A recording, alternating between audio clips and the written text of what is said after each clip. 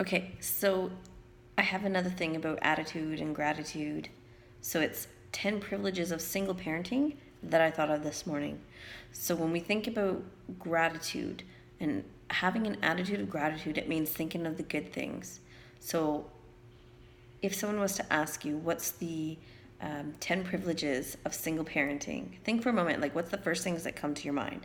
Because I could go on and on, because I love being, well, not that I love being a single parent, but I love being a parent. Okay, so here it is. One, you get all the cuddles. So anytime Daxon wants to come and jump in bed with me at night, or and cuddle up, or he calls me in the middle of the night crying and he's scared, I can go and cuddle up with him. I don't have to worry about anything. If I watch a movie on the TV, I get all the cuddle time. I don't have to share them with anybody. So that's one good thing. You get to determine the routine. So structure, discipline, or lack of it, it's up to you. So if you want your child to eat food on the couch or at the table with dinner, it's up to you. Nobody can say anything. It's your house, your rules. So there's a lot of freedom in that. And then the other thing that I love is the close bond that you get with your child. So when Daxon comes home from daycare, I'm the only one there, so I get to chat with him as long as I want and go into the conversation, and he gets all of my attention. So in one sense, it creates a deeper bond because I'm basically his rock. So you're your kid's rock, and I think that's pretty cool, and that's makes you feel good. So that brings me into number 4, which is boosted confidence and self-belief and empowerment. When you have single parenting routines, they're usually, for example, if I have to run to the store, I can't just leave them with anybody. I don't have anyone to leave them with. I got to pack them up and we go together. So you learn routine, you learn multitasking, organizational skills. What else do I have? How to be more efficient with your time, and the value of a dollar. So all of those things empower you, because I have never felt so strong in my life until I had my child, because it's been the hardest change in the last 5 years in my life. So I think that's fascinating, because you really see to the depths of your core how awesome you are and how strong you are and how much you actually go through and you overcome these challenges, and it makes you feel so empowered and you gain self-esteem. Like, it goes through the roof. So that's one thing I love about it. And I kind of touched on this one, but you determine the home environment and you can control the atmosphere and environment in your home. That's what I love about it. Like, when Daxon comes home from daycare, we don't yell. I don't have to be in an argument with somebody in my house. I'm not dealing if someone that I live with has an addiction, or if someone comes home from work that I live with that might be in a bad mood, or maybe even just friends or roommates. I have none of that. He comes home and it's just me and him, and I control his environment. So his lifestyle is based on mine. So I think it's pretty cool because we can choose on going home in a good mood and give the best and the most love we can to our children. And I think that's just awesome.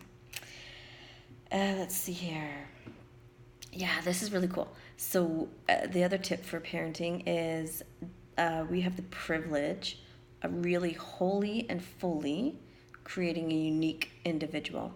Seriously, like, everything that they're soaking in is coming from the parent.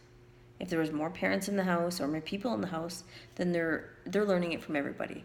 So it could be kind of scary if you have a lot of bad habits or bad things that you're not doing so well, or it could be really empowering again, because they're soaking in everything that you have: your routine, your habits, your attitude, your character, the way you think about things, your self-talk, how you handle things when situations go crazy. So that's pretty cool. So the next one would be, you can teach your child determination, strength, perseverance, and leadership skills. This I love. So since I had Daxon, I decided, I'm working in the summer right now, but I went back to school. I'll go back there in September, but he gets to see what I do with school. He gets to see what I do when I come home from work. He gets to see me living a busy life, but maintaining that quality time with him. I think that that's one of the strongest things that we get to offer children as a single parent, for sure, hands down. Um, and that's a gift to them to see. So sometimes I used to feel bad because I'm like, well, if they don't really have that other person there that's supporting them, they're losing out. But no, that's a bunch of crap.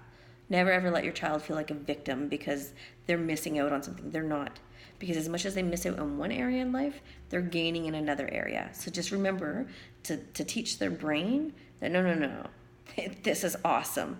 They get to learn strength, how to overcome things, how to be someone who perseveres and just pushes and pushes and pushes themselves until they succeed.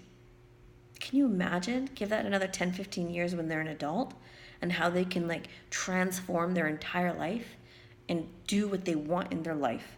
That's the power that we get to give to them if we do it right. As long as we don't let them play that victim card. And that goes for ourselves as well. 8. So number 8, less objections and opinions of others on how to raise your child. That's awesome, right? You have a little bit more freedom. If you had someone else in your life, it goes back and forth. You might parent them completely different. So that's what I really love, is that what I say goes. It's just simple. And 9, okay, I think we already covered this one. More cuddle time, snuggle time, and more quality time. So I found with single parenting, we're more busy so that we know that when we do have that time with our children, we focus on it being the best as we can because we really value them getting the best of us. And 10, oh yeah, I like this one. Making sure it teaches you how to stay humble, for sure. And you grow empathy for other people and you appreciate, okay, I said this, the value of $1. And you learn how to multitask and you use your time more efficiently. So the one about staying humble, it's because we've learned to ask for help. And before I had my son, I was very independent. I didn't need to ask for help and I wouldn't ask for help. And then I had my son and it's like, oh, okay. Now we realize why when people ask like, hey, can I help you with this? Absolutely you can.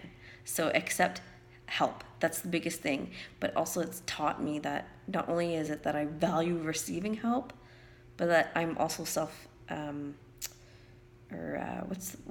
I'm also valuable enough to receive love from other people, and it makes me feel loved. And then it actually increased my self-esteem to know that people care. And it's amazing to see when you become a single parent who's there for you and who's not.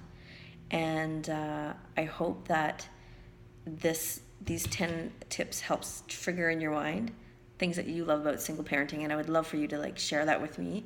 I think it's fascinating. Obviously there is a huge benefit, I absolutely agree, for kids having both their mom and their dad, and that would be ideal, but we don't live in an ideal world, so how do we make the best of it? So if you're a single parent and you're getting down over things, just think about all those benefits because there's so many things that we can be grateful for. Have a good day.